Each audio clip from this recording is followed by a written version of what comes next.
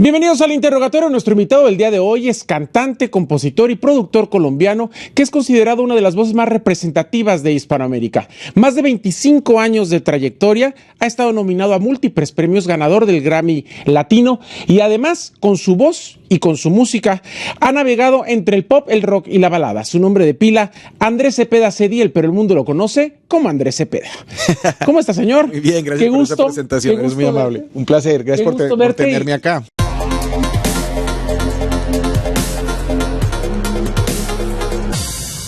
¿Dónde nace Andrés Cepeda? En Bogotá. En Bogotá. En el año de 1973, el menor de 5 hermanos. ¿Qué tal la familia? ¿En qué familia nació Andrés? Yo nací en una familia, como te digo, soy el menor de 5, con una diferencia de 15 años con la que me sigue. O sea, eres el pilón, decimos en México. Soy el pilón, exactamente. Y entonces, ¿cómo se dice en Colombia? El último suspiro. El último. Soy ese. Y por supuesto te imaginarás, de pequeñito, pues era, y todavía un poquito, era muy consentido, muy mimado, mis hermanas y mis papás y los tíos, pues era el chiquitín de la ¿Tenías casa. más papás que hermanos? Tenía más papás que hermanos y más mamás que hermanas, exacto. Entonces, nací en una familia, mi papá era arquitecto, y era un gran melómano, él gustaba mucho la música, coleccionaba sus vinilos y sus CDs cuando salieron, y era un músico, él hubiera querido ser músico. ¿Tocaba instrumentos? Y tocaba el violonchelo. Okay. Mi papá aprendió a tocar violonchelo ya a una edad avanzada, a los casi 50 años. Y mi mamá tocaba el piano y cantaba, y uno de mis hermanos estudiaba piano clásico, y mis primos tenían su conjunto de música típica colombiana, y los tíos y tal. Entonces había una atmósfera completamente musical en casa. Entonces, al yo ser el menor, pues nazco como en todo este ambiente y no tenía muchas posibilidades más que enamorarme de la música muy rápido. Entonces, mi hermano que estudiaba piano clásico, a mí me fascinaba verlo estudiar y me quedaba viéndolo, y mis papás decidieron que, como tenía yo este interés, empezaras con el piano a muy temprana edad, 4 o 5 años empecé con el piano. Entonces había siempre este ambiente musical. Muy musical. ¿Pero sí te gustaba? Me encantaba. Mis viejos me llevaban a los conciertos, al teatro, a ver la sinfónica, o a ver a los solistas, o cuando había festival de jazz, o de una cosa, de la otra. Y siempre me sentía muy atraído por la música y por el artista. Me parecía genial que un tipo se parara con un violín, o a cantar, o a tocar piano, o lo que fuera, y lograra cautivar a una audiencia. A mí eso me parecía fabuloso, y desde chiquito tenía como esa ilusión de estar ahí en el escenario. ¿Te recuerdas cuál fue la primera canción que te aprendiste al piano? Sí, perfectamente. Después cuando empecé con el piano y los rudimentos y tal, de las primeras cositas que aprendimos, yo me acuerdo, hay una sonatina de Mozart que fue lo primero que pude tocar, y cuando yo pude tocar esa piecita, era como abrir un baúl de magia, ¿no? Una cosa increíble, y me enamoré del piano y empecé con el piano desde esa edad, como a los 10 años, 11 años.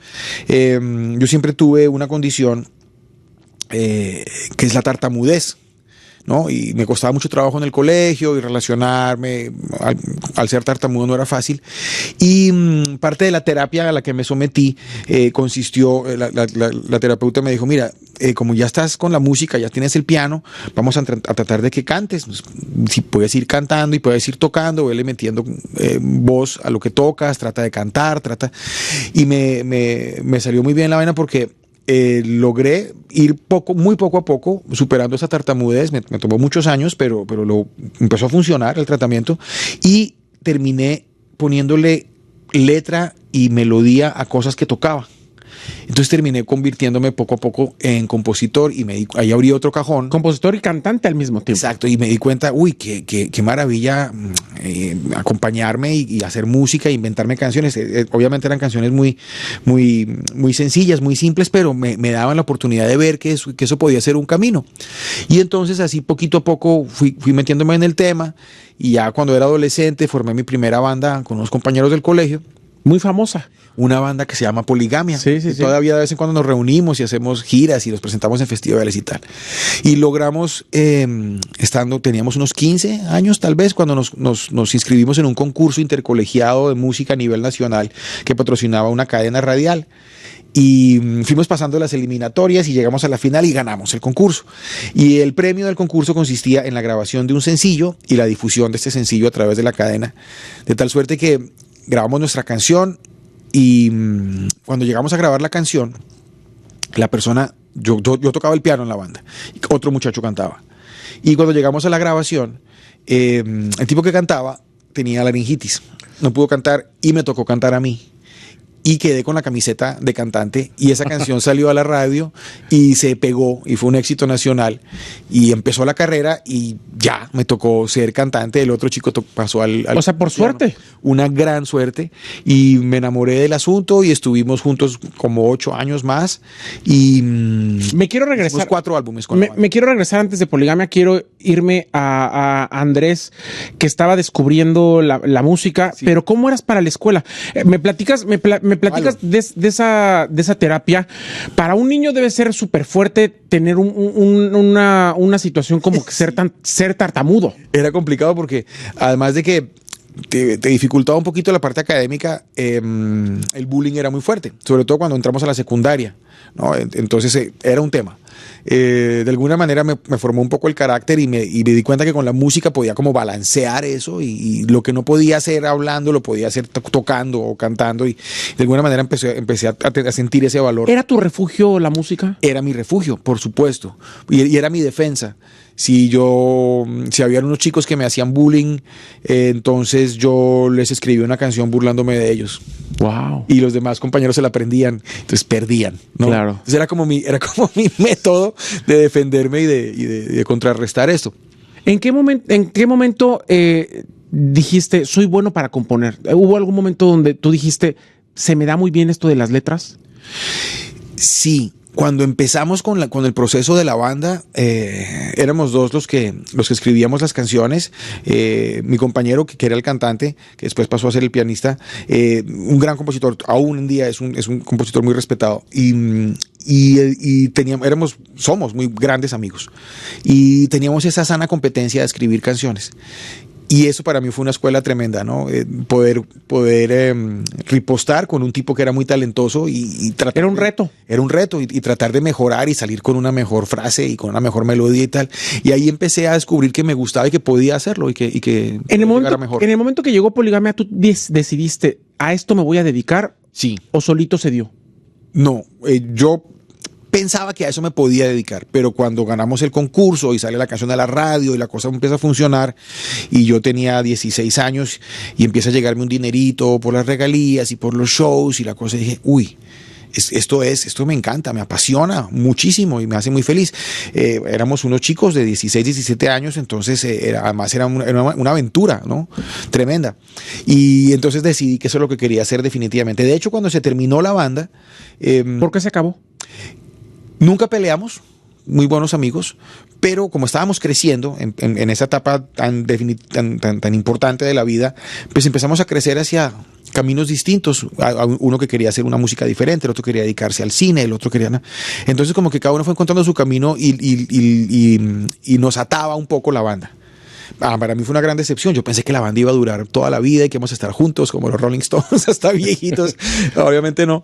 Y quedé un poco como en el aire, quedé muy despistado y no sabía qué iba a seguir haciendo. Entonces dije, bueno, voy a estudiar ingeniería de grabación, ingeniería de audio.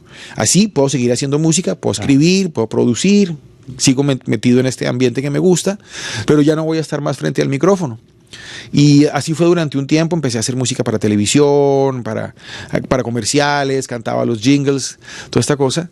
Y en las reuniones de las fiestas de los amigos tocaba la guitarra y cantaba canciones que estaba escribiendo, que seguía escribiendo. Y en una de esas reuniones un ejecutivo de una disquera me escuchó, así muy informalmente, y me hizo la propuesta, ¿por qué no vuelves a grabar? Yo te grabo un disco nuevo. Yo le dije, no, pero tengo las canciones, consigámonos un tipo que las cante. Y empecé yo a producir este disco, pero el chico que iba a cantarla, el álbum terminó, su papá, era un pelado muy joven, su papá lo firmó con otra casa disquera y yo quedé con el disco en las manos. Claro. Entonces el ejecutivo me dice, no, pues ya tienes el disco prácticamente compuesto, entra tú y lo cantas. Y yo, no estoy seguro. Bueno, me convenció y grabé mi primer álbum como solista, algo que se llama Hace Morir, y sonó la flauta, me fue bien, el disco fue exitoso y dije, bueno, esta es una segunda oportunidad que me da la vida, no la vamos a desperdiciar. ¿Y por qué no querías? Vamos. Yo sentía como que mi sueño se había terminado con la banda. ¿no? A mí me gustaba la música, pero ya no quería ser ese frontman. Me parecía que era mucha exposición, que yo ya había tenido mi momento, que yo no quería volver a tener una decepción, ¿no? Tenía como miedo a eso. Sí. Pero no, me decidí y me hicieron una oferta favorable que me parecía bonita, que era muy artísticamente muy respetuosa. No, haz el disco como lo quieras hacer. Eso me pareció fabuloso. Y bueno, y me embarqué en esta segunda oportunidad que me trae hasta hoy, desde entonces. No, claro, y además ha sido una carrera muy exitosa. ¿Cómo consideras tú que ha sido el mundo de la música para ti? ¿Ha sido un generoso? ¿Ha habido altibajos? Ha sido generoso. Yo me siento muy afortunado, que he tenido suerte. Bueno, y también has trabajado mucho. Le hemos puesto muchas ganas, pero también he tenido suerte y por alguna razón yo me he dado cuenta, he visto que la suerte juega un papel importante. Luego está satanizada la suerte. Mucha gente dice que no existe, mucha gente dice que... No, de repente estás en el lugar que es, el día que es, en el momento correcto y la persona correcta te escucha, lo que sé yo. Sí. He sido afortunado en eso y también he sido relativamente disciplinado y serio con mi trabajo. Me gusta mucho lo que hago y de un momento en la carrera en que dije, bueno, esto no solamente es divertido, esto no solamente es la fiesta, no solamente es el placer de la música, es mucho trabajo. Y cuando empecé a entender eso, pues empecé a progresar. Y ha sido, yo creo que ha sido generosa la música conmigo, y tuve la oportunidad de empezar una carrera y traerla hasta hoy. Son casi 30 años, eso de por sí ya tiene mucho mérito.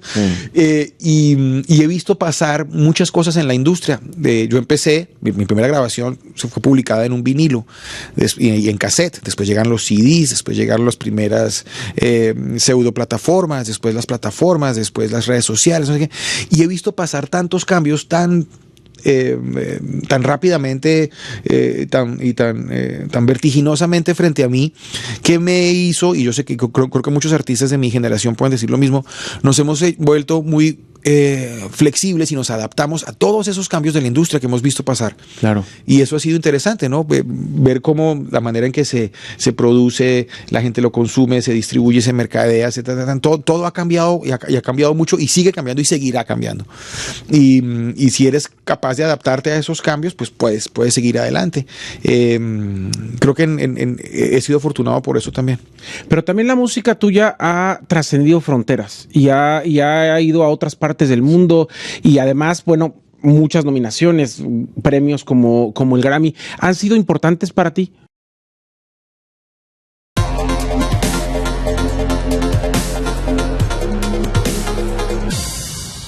Pero también la música tuya ha trascendido fronteras y ha ido a otras partes del mundo y además, bueno, muchas nominaciones, premios como el Grammy, ¿han sido importantes para ti?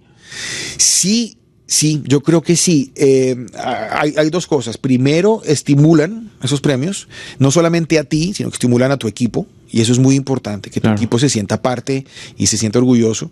Entonces, la primera vez que estuvimos nominados, por ejemplo, a los Latin Grammy, fue una gran emoción. Y cuando ganamos el primero, fue una gran emoción. Y ya pensarías que de pronto el segundo, tercero, el cuarto, el quinto, ya te lo das por sentado. Sí, no, sigue siendo emocionante e importante el reconocimiento al trabajo. Pero sí te ayuda, por ejemplo, a llegar a otros... Sí, te abre puertas. Otros ojos, ¿no? Claro, te abre puertas y oídos, sobre todo. Oídos. Uh-huh. Las colaboraciones. Hace muchos años que tú haces colaboraciones, sí, porque al parecer mucha gente piensa que las colaboraciones son de hace unos años para acá y bueno, realmente tú has colaborado con artistas desde el inicio de tu carrera. Y me gusta, porque hay algo en la colaboración que es muy saludable, y es el intercambio de maneras de ver el oficio, de escribir, de producir, de cantar, de lo que sea. Entonces, cuando te sientas con alguien que piensa diferente o que trabaja diferente a ti, algo vas a aprender, algo van a aprender de ti, y ese intercambio es valiosísimo y te permite ver las cosas de una manera diferente, y trabajar con diferentes compositores o artistas hace que tu sonido no se estanque, no sea lo mismo siempre, porque aprendiste algo de aquel o de aquel. Claro. Y me parece que eso es muy valioso. Nutrirse de la colaboración es una cosa, creo que es muy saludable. En esos cambios en los que me hablas, porque obviamente has sido testigo y cómplice y parte de todo lo que ha pasado en la evolución de la música, han llegado también algunos géneros en los que Andrés no ha querido entrar. Sí, me parece que por respeto a los géneros, al público de esos géneros y a mi propio público, no puedo hacer cualquier cosa que de pronto esté en boga, esté de moda. Creo que la música con la que crecí, la música que amo, tiene suficiente diversidad para que yo me pueda mover entre los géneros que me competen y que me gustan, con cierta holgura y tranquilidad, sin tener que ponerme el traje que no es. Tú eres un maestro de la producción y además sabes mucho de música. Quisiera que tú me dieras tu punto de vista porque hay gente, por ejemplo, en la industria que considera que el pop cada vez está muriendo y que ya se quedó más la música urbana y también incluso para muchos la música regional, que también quiero que me platiques por qué se hizo tan famosa en Colombia. Bueno, hablemos de la música regional en Colombia y me parece que tiene todo el sentido que sea tan fuerte la influencia de la música regional en Colombia porque no es de ahorita. Nosotros venimos consumiendo y compartiendo la cultura mexicana desde los años 30 o 40 con el cine, la época de la dorada del cine mexicano, sí. Todos estos grandes artistas que además de hacer cine hacían música, el mariachi, la ranchera, que la adoramos en Colombia. Tenemos una conexión con la cultura mexicana que tiene que ver con la música, con el cine, con la literatura de hace muchos años. Entonces no es de extrañarse que la cultura popular colombiana esté tan permeada de la cultura mexicana. Entonces vas a las regiones, vas a la provincia colombiana y vas a ver la gente con sus botas y con su sombrero y conocen todas las canciones de José Alfredo y han pasado por todo lo norteño y han pasado por tal. Y hay una admiración y una música y un amor por esa cultura y a nuestra manera la hacemos. Mira, los artistas de regional mexicano ahorita no hay uno que no quiere ir a Colombia y que además cuando pegan y vean que les va bien lo presumen sí. A los cuatro vientos porque es como un orgullo muy importante decir estoy pegando en Colombia. Sí, y no es de extrañarse por lo que te digo, hay una gran afinidad. Lo otro que me preguntabas del urbano y el pop, obviamente la música urbana tiene una importancia y una prelación y es en el mundo entero, ¿verdad? Pero no estoy de acuerdo con que el pop se esté apagando. El pop sí se ha permeado mucho de la música urbana, que no me parece que esté mal, pero siento que y me cuento entre ellos, somos muchos los artistas que seguimos haciendo un pop tradicional, como dice, como se llama precisamente la nominación a los Grammys. Los Latin Grammys y a los Grammy. Y para no ir muy lejos, te puedo hablar, no sé, te voy a hablar de artistas como Alejandro Sanz, claro. O te voy a hablar de artistas como, no sé, se me ocurre Reik, y hay muchos otros que vivimos llenando arenas y teatros cantando pop. ¿No? Que no es la música que está más en boga, pero que tiene ¿cómo se llama? Una demanda, claro. ¿No? Y se cortan muchos tickets y la gente realmente va a las giras y además tiene una trascendencia importante. Sí, y yo creo que va a seguir siendo así. Porque necesitamos diferentes músicas para diferentes momentos de la vida. Tú oyes una música de pronto en la mañana, cuando llegas al trabajo oyes otra cosa, si estás de fiesta pues obviamente vas a oír otra, si necesitas sentarte a cenar de una manera romántica pues es otra cosa, si estás con tus amigos oyes otra, entonces está el rock, está el pop, está la balada, está el reggaetón, está la salsa, está el merengue. Uno necesita tener diferentes colores de música en la vida, no todo puede ser homogéneo, claro. E igual, y ahí es donde entramos los que hacemos otros géneros que no siempre van a estar de moda. ¿En algún momento te has considerado un adversario de lo nuevo?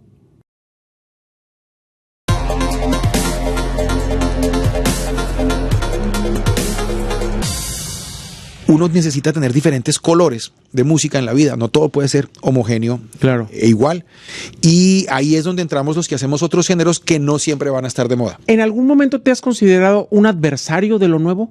No. ¿O un crítico? No, lo nuevo...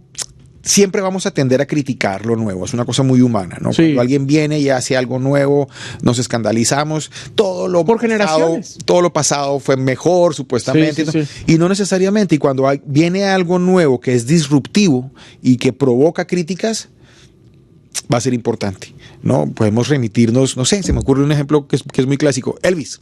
Claro. Elvis con su movimiento de cadera y no sé qué, y su pelo, y todo el mundo escandalizado, y las niñas no pueden oír su música porque eran las pasiones. Y resulta que el tipo parte de la música, pasa lo mismo con los Beatles, y ha pasado con muchos artistas que llegan a ser disruptivos y se convierten y empiezan a partir la torta antes y después de. Entonces yo pienso que no es inteligente ni es interesante negar las cosas nuevas e interesantes que vienen y que apasionan a toda una generación. Hay que poner mucha atención y hay que ver cómo se convive y se aprende y si es posible se suma a eso. Andrés, ¿qué pasó con Colombia, que hace muchos años que se convirtió en el foco cultural de Latinoamérica? Porque además muchos artistas ahora sí que saliendo de ahí. Sí. Yo pienso que es un proceso que puede tener fácilmente 20 años o más. Sí.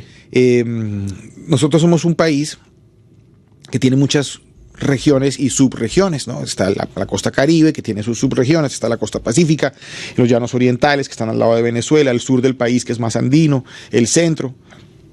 Y cada una de estas regiones tiene unas culturas muy marcadas, acentos e idiosincrasias muy claras. Hay una gran diversidad. Y eso durante muchos años fue como un frasco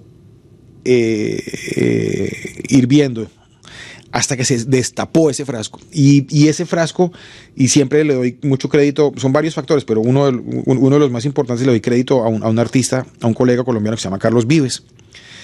Él encontró en la fusión con el folclore que sorprendió al mundo, pero que hizo algo muy especial dentro, en casa, y fue que los colombianos, el público colombiano, empezara a respetar y a valorar más a sus artistas. Carlos logró hacer que nos enamoráramos de nuestra cultura, una cosa que en México conocen y comprenden hace mucho tiempo.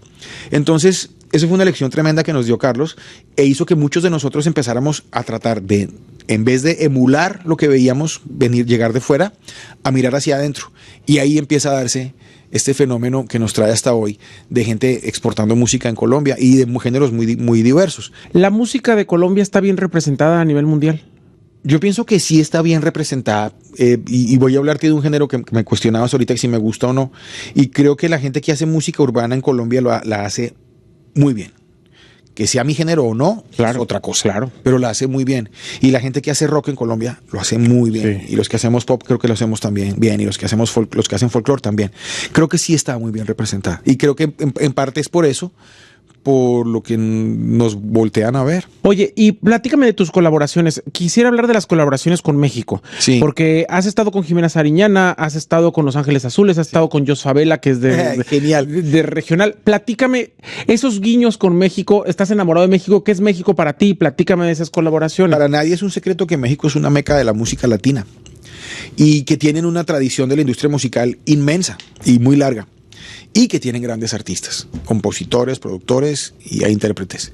Y como te digo, siempre somos consumidores habituales de la música mexicana.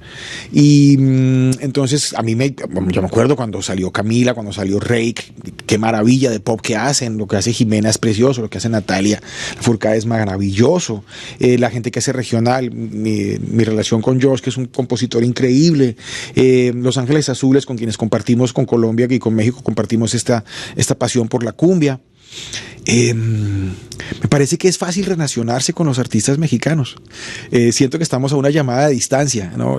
Hablamos el mismo idioma, pero no solamente hablo el castellano, el mismo idioma en muchos aspectos. Y para mí eso ha sido muy interesante. Antes de seguir con la vida de dónde está en estos momentos la carrera de Andrés y a dónde va, quisiera regresarme al plano personal. ¿Cómo has combinado tu vida personal con la música? ¿Se puede ser un artista y al mismo tiempo tener una vida para ti, secreta, privada? Sí. Siento que en el caso mío, hay otros colegas que lo manejan diferente, pero siento que en el caso mío somos el mismo. Pues yo me llamo Andrés Cepeda y ahí estoy en la cédula, claro. Y en el pasaporte soy yo, sí, ¿no? Y siento que que la música desde el principio, como comentábamos ahorita, ha sido parte de mi vida. No es una vida paralela que yo tenga, es un artista que se baja del escenario y es otro tipo. No, yo creo que es el mismo tipo. Y es un tipo que comprende el oficio como lo que es, como un oficio. Y si tú concibes tu trabajo como lo que es, como un trabajo, no eres un ser excepcional, no eres una cosa inalcanzable, rara, que tiene que tener una vida paralela. No, trabajas y regresas a tu casa y te sigue gustando la música y sigues siendo fan de tus artistas favoritos y ves la tele o entras a Instagram como cualquier otra persona y tienes las mismas preocupaciones, los mismos problemas y los mismos sueños y los mismos que cualquier otra persona. Hay otros artistas que lo manejan distinto, ¿no? Que tienen como el personaje del escenario y el personaje privado. Claro. A mí me funciona ser el mismo. Quiero preguntar algo después de eso, pero me quiero enfocar en tu respuesta. ¿Quiénes son tus artistas favoritos? Uy, oigo muchas cosas distintas. Yo tengo un alma muy rockera, ¿no? A mí me gusta el rock clásico, ¿no? Los Stones, AC/DC, Led Zeppelin. Me gusta el hard rock, me gusta el metal, me gusta el reggae. Steel Pulse, Marley, Wailers, los que salieron de los Wailers. Me gusta la música brasilera, me gusta muchísimo el bolero cubano y mexicano, fanático de los tríos mexicanos, de los boleristas cubanos, de la época del feeling. Hoy tengo una debilidad tremenda por las rancheras. Me gusta tener la cabeza los oídos muy abiertos a la música. Me gusta mucho el rock americano sureño. Andrés, justo ahora me voy a lo que estábamos platicando. ¿En algún momento de esos casi 30 años ha pegado la fama, los escándalos, la prensa en tu carrera, en tu vida?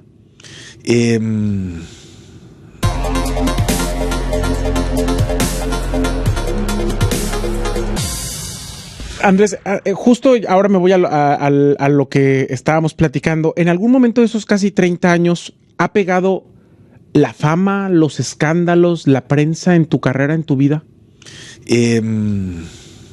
Motivos seguramente no faltarían, pero he tenido suerte.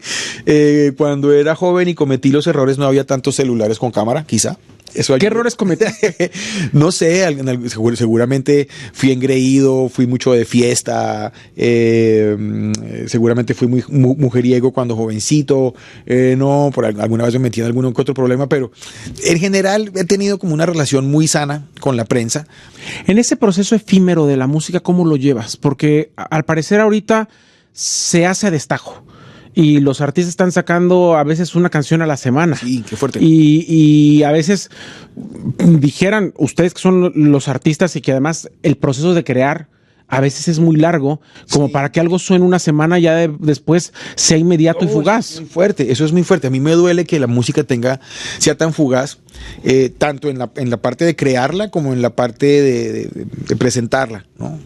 Esos son los tiempos que vivimos. Sin embargo, sé que conmigo hay artistas quienes apreciamos mucho el arte de hacernos un álbum y de demorarnos, qué sé yo, 3, 4, 6 meses, un año, ¿no? En hacer un álbum y en hacerlo con mucho cuidado, con mucho amor, con músicos en vivo que lleguen y que aporten y la conversación y la cosa y la discusión sobre el tempo, sobre el tono, sobre el arreglo, sobre los 1000 detalles. Me parece que eso primero que todo hace que sea más profunda la experiencia, tanto del artista como del espectador, y más interesante, ¿no? Y más artesanal. Yo pienso que eso es un valor que hay que cuidar y hay que tratar de de hecho no lo doy por perdido. Veo que últimamente hay mucha gente proponiendo álbumes completos, sí, 12 canciones, sí, 10, 14 canciones. Y si bien el consumo es muy fugaz y es muy veloz, hay quienes aún se sientan a sumergirse en ese mundo que propone un artista cuando hace un álbum, ¿no? Vamos a crear una burbuja, un mundo en donde tú te vas a perder allá dentro de 45 minutos si tienes la capacidad y la atención de soportarte los 45 claro, minutos. Pero creo que hay gente que todavía lo disfruta y mientras no lo dejemos de hacer, habrá quien nos escuche un álbum completo. Platicábamos fuera de cámaras justamente de ese trabajo que has hecho como coach, y de ese trabajo en televisión. ¿Cómo te llegó? Y además ya lo has hecho por mucho tiempo, eres muy buen coach. Me encanta. No sabía que me iba a gustar tanto, no sabía si lo podía hacer bien. Cuando me hicieron la propuesta hace 13, 14 años quizá, me asustó. Dije, no, la televisión, qué exposición tan fuerte. Y un reality, no, menos, qué fuerte. No, yo no sé. Acuérdate que soy tartamudo, ¿no? Esto va a ser terrible. Que también me ponga nervioso. No has tartamudeado hoy, ¿eh? No. Lo tienes muy bien. La tele me ayudó también. Los directores, los productores del programa me hicieron la terapia, me dijeron, mira, ¿por qué no vas y ves el que hacen en Inglaterra? ¿Por qué no vas y ves el que hacen en España? Sí. El que hacen en México y me cuentas. hice el ejercicio y me gustó mucho varias cosas. Primero, me gustó que siendo un reality, es un reality respetuoso, es un formato muy transparente o blanco, como le digo yo, en donde no nos aprovechamos o nos burlamos o hacemos el show a costillas del concursante, ¿no? Al concursante se le trata con respeto y se le trata de llevar de A a B de la mejor manera posible. Y la postura del coach también me parece muy digna, está muy bonito, son personas que están hablando de una experiencia que tienen, de los consejos que pueden dar, no sé qué, y el hecho de compartir el inicio de la carrera con alguien es muy bonito. Claro. Entonces, eso me gustó, me pareció que es un formato limpio, bonito, positivo, que presenta una serie de valores que vale la pena representar en la tele. Y entré al programa por primera vez al lado de unas figuras increíbles. La primera vez que lo hice estábamos con Ricardo Montaner, con Fanny Lu y con Carlos Vives. Y entré muy nervioso, pero ponle que a la semana, además que en ese momento lo hacíamos en vivo, que además era interesantísimo hacerlo en vivo, dije, uy, esto me gusta mucho, esto me gusta muchísimo. Y llevo 13 temporadas. Wow, eres el juez que más ha durado, ¿no? Sí, tanto me gustó que ya soy parte del inventario. ¿Tu carrera cómo está hoy? ¿Cómo la ves? ¿Cómo pinta?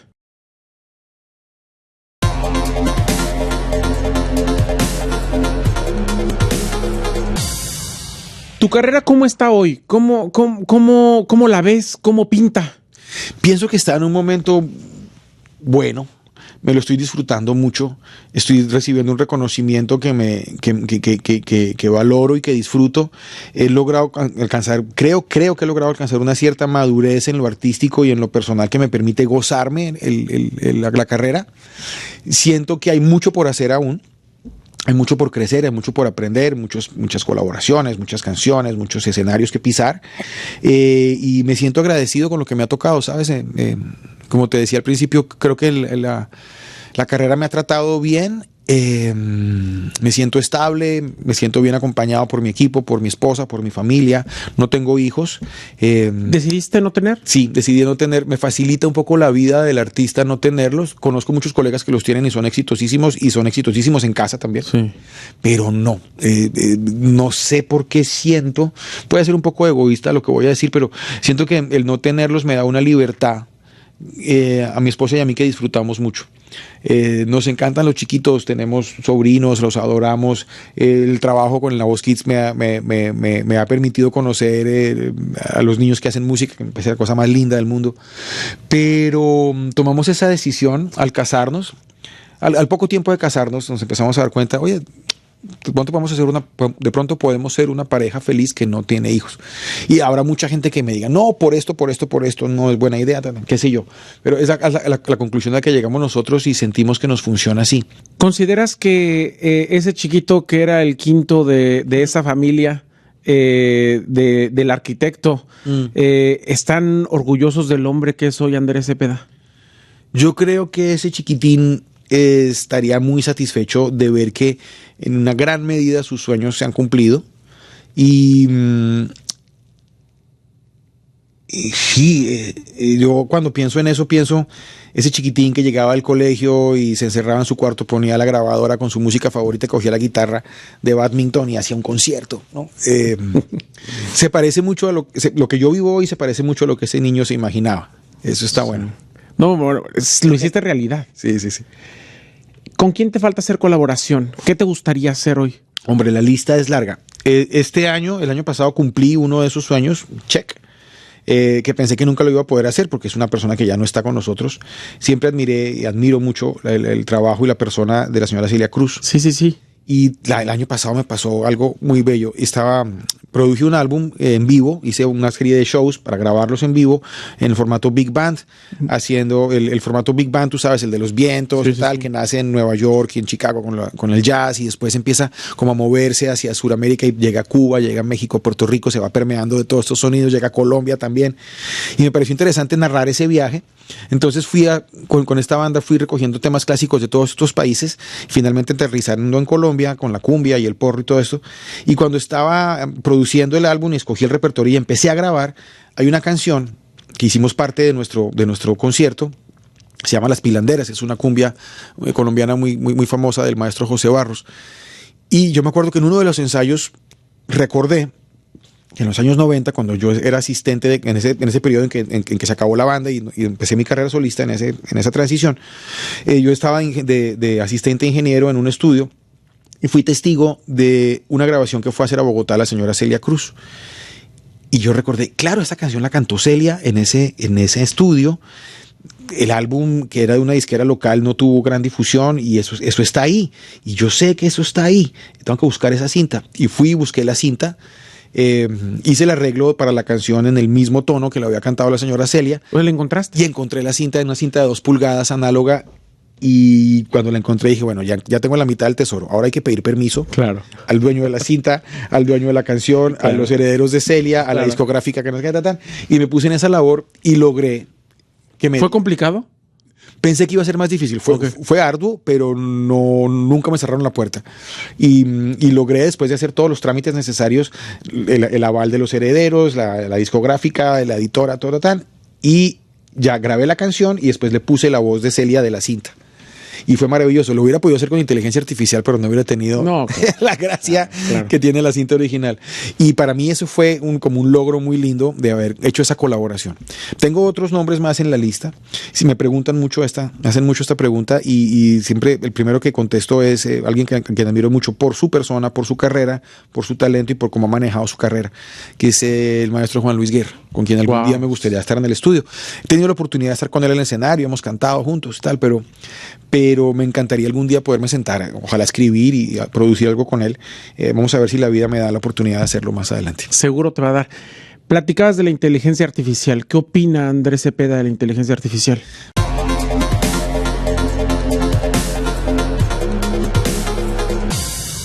Platicabas de la inteligencia artificial. ¿Qué opina Andrés Cepeda de la inteligencia artificial? Bueno, ya es... En la música. Ya es manido que todos contestamos. Es una herramienta. Es una herramienta, pero como todas las herramientas es peligrosa. Te puedes bajar un dedo con una herramienta, ¿no? Sí, claro. Creo que todavía estamos en una etapa... Ya está muy desarrollada la tecnología, la herramienta, pero todavía nosotros no estamos tan desarrollados para entenderla, sus posibilidades a una luz positiva. Creo que estamos aprendiendo a usarla. Bueno, vamos a machucar todavía un poco, nos vamos a sacar callos todavía aprendiendo a usarla, pero tenemos que aprender a usarla y creo que está para que la usemos bien, ¿no? El martillo no es para romper cosas, el martillo es para construir cosas. Claro. Y tenemos que encontrar lo mismo, esa sabiduría para manejar la inteligencia artificial que ya está aquí, que es poderosísima y que nos puede ayudar a hacer linda música. Es un proceso, creo que estamos todavía en la transición de entenderla bien.